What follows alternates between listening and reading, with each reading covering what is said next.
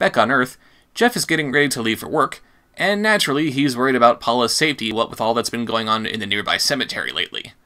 But she tells him not to worry. "I'll be in bed before half an hour is gone, with your pajamas beside me." My pajamas? Yeah, apparently she touches his pajamas in this comic, instead of touching his pillow like she does in the movie. "I'll be in bed before half an hour is gone, with your pillow beside me." My pillow? Well, I have to have something to keep me company while you're away. Sometimes in the night when it does get a little lonely, I reach over and touch it. Then it doesn't seem so lonely anymore. A crazy kid. I've heard some people criticize this bit of dialogue because it just sounds weird, but I don't know. Time for me to get a little personal with you guys. Now, as some of you know, last Christmas I lost one of my 2 cats. When I was away at college, she just hopped up on my bed, curled up by my pillow, and just drifted off. I had her cremated, and the people who did it actually included a couple of souvenirs. They gave me this cute little paw print, and they also included a laminated tuft of her fur. Now, again, being totally honest here, there will be times when I'll just crack open the box here and just kind of hold this fur for a little bit. Now, of course, me holding this piece of plastic is hardly the same thing as having her curled up in my arms while she's enjoying her belly getting rubbed. But, at the same time, it still reminds me of happier days. So, really, I can kind of empathize with Paula here as she reaches out and touches her husband's pillow at night when she misses him. So, really, changing that little bit of dialogue from her touching her pillow to her touching his pajamas, that just seems wrong to me. She touches his pillow in the middle of the night? That's kind of sweet. She touches his pajamas?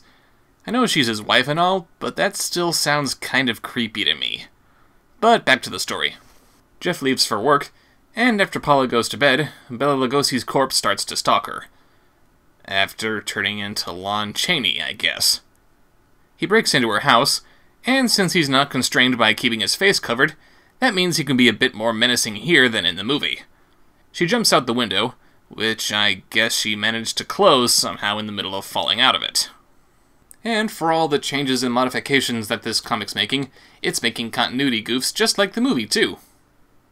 She runs into the cemetery, because that's the best place to hide from a reanimated corpse, and because it's raining, we get to see some slightly more risque imagery than what the filmmaking standards of 1957 would allow. She hears that strange noise from before, and Inspector Clay rises out of his grave. She is quickly accosted by Lugosi and his wife too, but unlike Clay, she actually manages to escape from them. I guess not being 400 pounds has its advantages.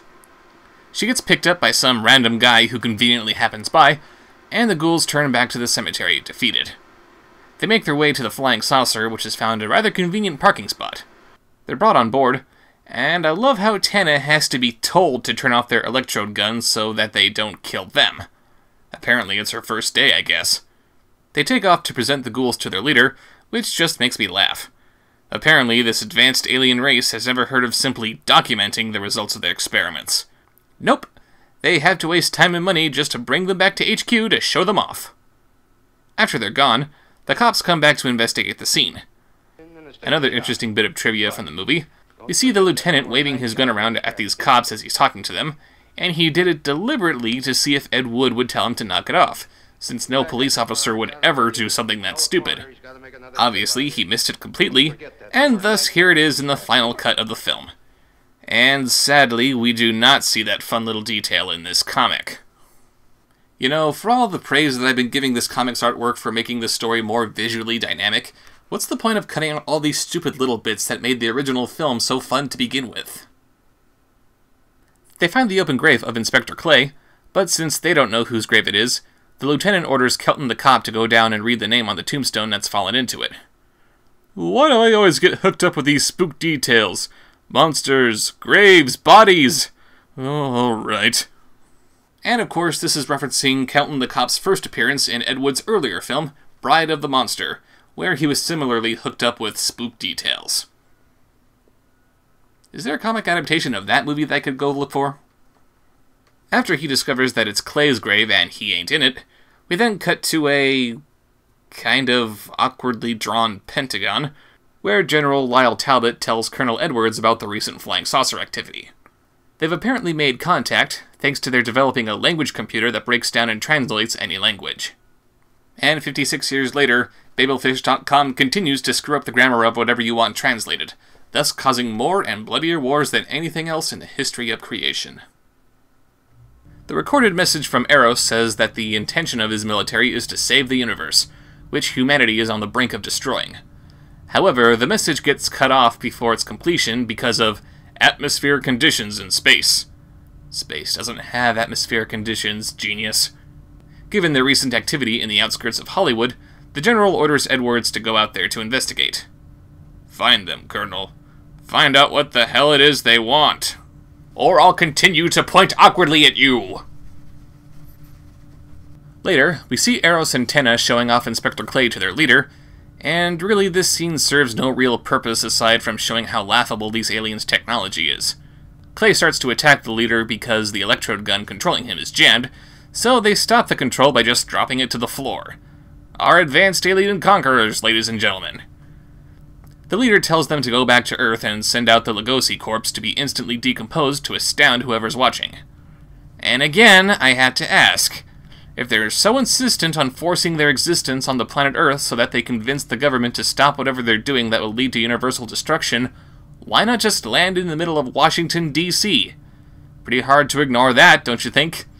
You really don't need to reanimate the dead as a sign of power. You've already got interstellar travel under your belt. Why not show that off? In fact, why not show off that not only do you have interstellar travel, but even that so advanced that it's fast enough for you to get back to Earth, land, and unload your cargo of zombies in only a few panels. We jump back to Jeff's house, where Paula is telling her encounter with Lugosi to Colonel Edwards, and lo and behold, here's Lugosi himself, already back on Earth and ready for more creepy lurking. Oh yeah, the aliens are so advanced that they actually took bad film editing and somehow turned it into advanced space travel. That is impressive. But yeah, they release the Lugosi corpse, and once again we see that he looks nothing like Lugosi. What, did these comic creators get the license to adapt this movie but somehow not get the rights to Lugosi's likeness? They fire every bullet they have at him, but he doesn't drop. And they didn't bother drawing Lugosi's awkward judo chop where he almost loses his cape. Lame. The aliens turn on their decomposer ray off-panel, and he's reduced to a rather snappily dressed skeleton. They decide to check out the cemetery. Again. And while they're snooping around, the aliens send out the Clay corpse to awkwardly slap Ouch! They send him out to bash his head in. He then walks slowly towards the car that Paula's staying in, and we cut before we see how he gets her. Oh my god, he just ripped the door clean off! Was Inspector Clay always this strong, or is this just a result of the zombification? I mean, yeah, Tor Johnson was a strong guy, but damn! Anyway, Jeff, Edwards, and the lieutenant find the flying saucer, and they're welcomed inside. Eros greets them, and Edwards asks why it's so important that the aliens are trying to contact Earth. Because all of you are idiots! It's just kind of a shame that this story is happening in the 1950s. If this were happening nowadays, Eros would be all too happy trolling every single forum and YouTube video that he could find. He rants about how quickly the weaponry on Earth seems to be escalating, and how after the discovery of the atom bomb and the hydrogen bomb, there's only one bomb left to be discovered. The Solarmanite bomb.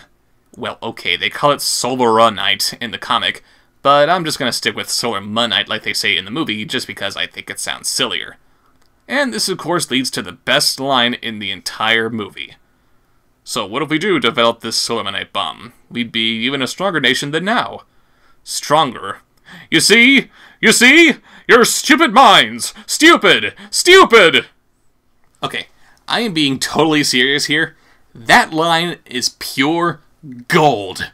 For all the times where we see alien conquerors try to destroy Earth, and they have to very coolly and calmly explain to the inferior human race why they have to be destroyed, this guy just totally loses it.